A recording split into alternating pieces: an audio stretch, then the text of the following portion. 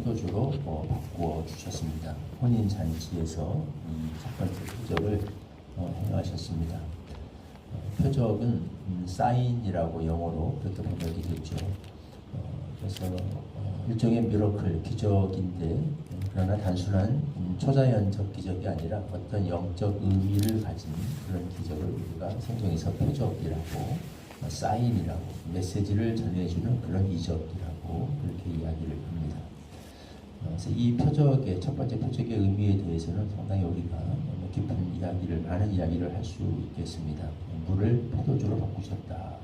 예수님은 어떤 변화의 능력자가 되신다는 그런 의미를 가질 수 있겠고요.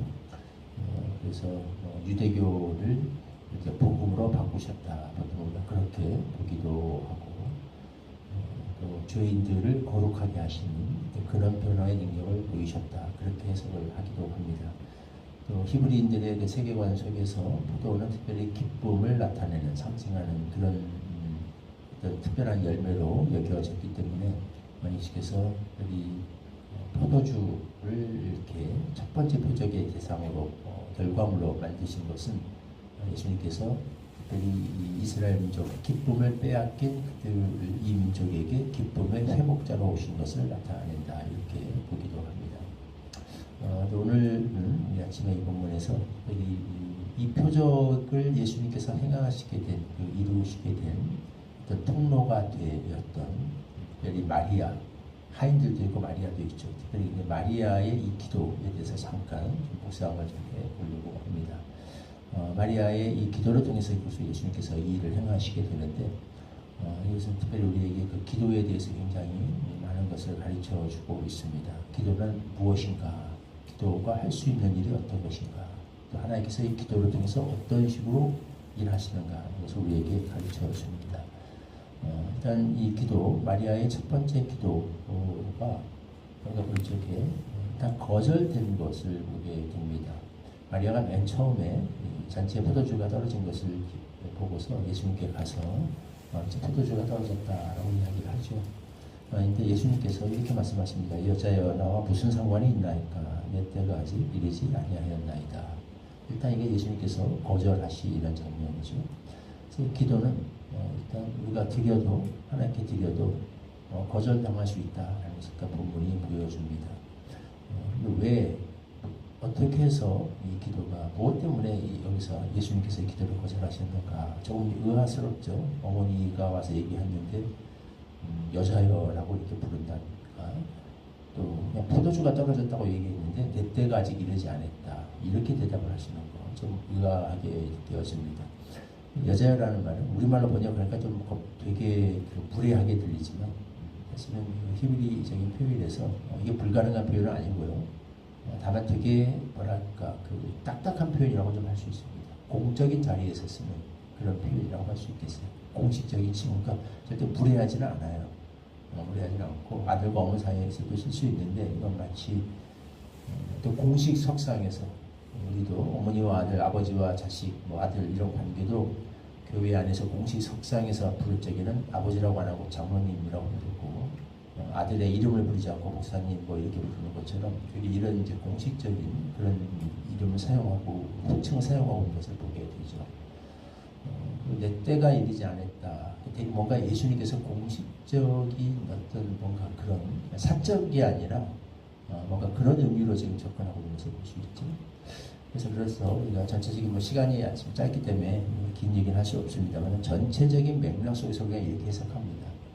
마리아가 예수님께 나와서 포도주가 떨어졌다라고 얘기할 적에 마리아의 기도 속에는, 이 말 속에는 단순히 포도주 좀 어떻게 만들어 달라, 이렇게 공급해 달라라는 그런 차원이 넘어서 예수님께서 이걸 통해서 이제 뭔가 정말 예수님의 메시아 되심을 드러내는 어떤 이 기회를 삼아서 어떤 표적을, 정말 그런 중요한 표적을 이루셔서 본격적인 메시아로서의 어떤 이것을 드러내셔야 되지 않겠는가라는 기대가 담긴 그런 기도였다라고 우리가 해석을 합니다.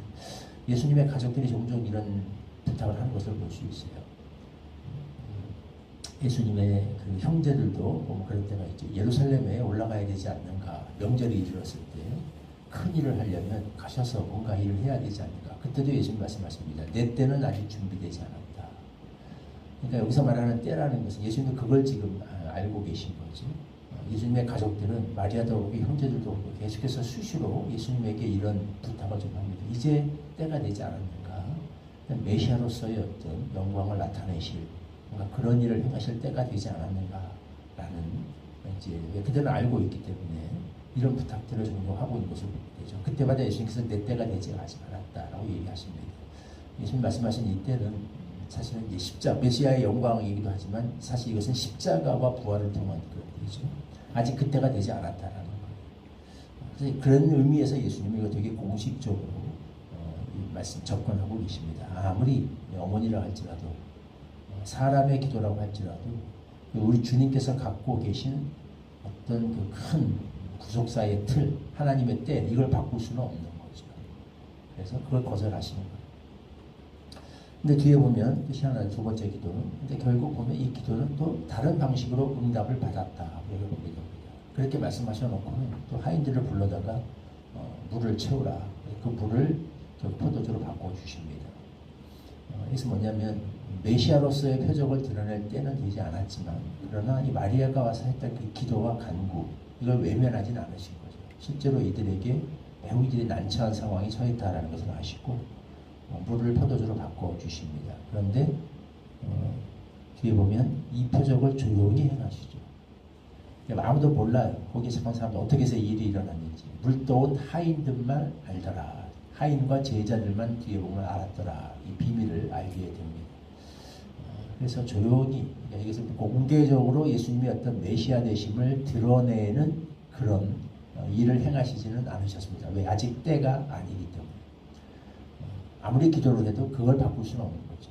그러나 그 기도, 마리아의 그 기도와 간구를 무시하고 외면하지는 않으셨습니다. 그래서 하나님의 우리 주님의 방식대로 조용히 다른 무리들은 아무도 이것을 알지 못하게 오직 제자들과 소수의 제자들과 물떠온 하인들만 아는 방식으로 그들의 그 실제적인 문제는 풀어주셨습니다. 이게 우리의 기도가 작동하는 방식이다라는 거예요. 아무리 기도를 해도 보호자를 흔드는 기도라고 해서 몇 시간을 부르짖어도 하나님의 큰 뜻과 계획을 우리 마음대로 막 좌우할 수는 없습니다. 기도는 하나님의 뜻대로 합당한 기도만 응답을 받는 거기 때문에 그러나 그럴지라도 간절히 나아가서 믿음으로 기도했던 기도 자체는 외면받지 않습니다.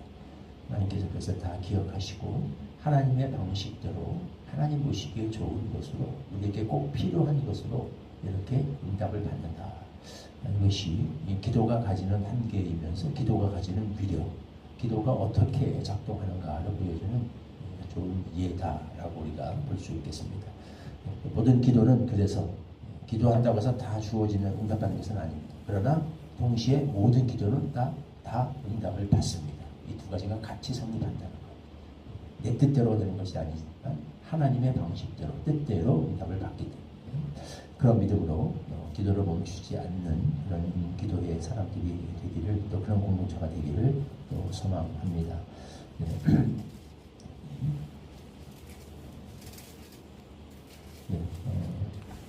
9절 말씀 같이 한 목소리로 읽겠습니다. 시작. 연회장은 물로 된 포도주를 맛보고도 어디서 났는지 알지 못하되 물떠온 하인들은 알더라. 연회장이 신랑을 불러. 하나님, 마리아의 기도를 주님께서는 거절하셨습니다. 때가 이르지 아니하였다 말씀하셨습니다. 아무리 그 어떤 가까운 사람의 기도도 또 간절한 기도도 하나님의 때를 바꿀 수 없다는 것을 명확히 하셨습니다. 그러나 우리 주님께서는 또 이 마리아의 기도에 응답하셨습니다. 주님의 방식대로 응답하셔서 실제적으로 그들에게 필요한 포도주가 공급되는 놀라운 표적을 행하셨습니다. 사람들에게 메시아의 되심을 드러내지는 않았지만 제자들과 또 소수의 사람들이 알 수 있는 그런 조용한 방식으로 응답하셨습니다. 이것이 우리의 기도가 거절되면서도 응답되지 않으면서도 또 동시에 모든 기도가 다 응답되는 그런 이유요, 그런 방식임을 말씀을 통해 다시 한번 배우고 감사드립니다. 하나님 우리에게 이런 믿음을 주셔서 우리 모든 기도는 하나님의 때에 하나님의 방식대로 하나님 보시기에 가장 좋은 것으로 반드시 응답을 받는다라는 믿음을 우리가 갖게 하시고, 이런 믿음으로 기도하는 기도의 사람들, 기도의 공동체로 세워나갈 수 있도록 은혜를 주시옵소서. 예수님의 이름으로 기도하옵나이다. 아멘. 288장 1절 부르시고 주님 가르쳐주신 기도를 함께 기도하겠습니다. 예수를 하에 구주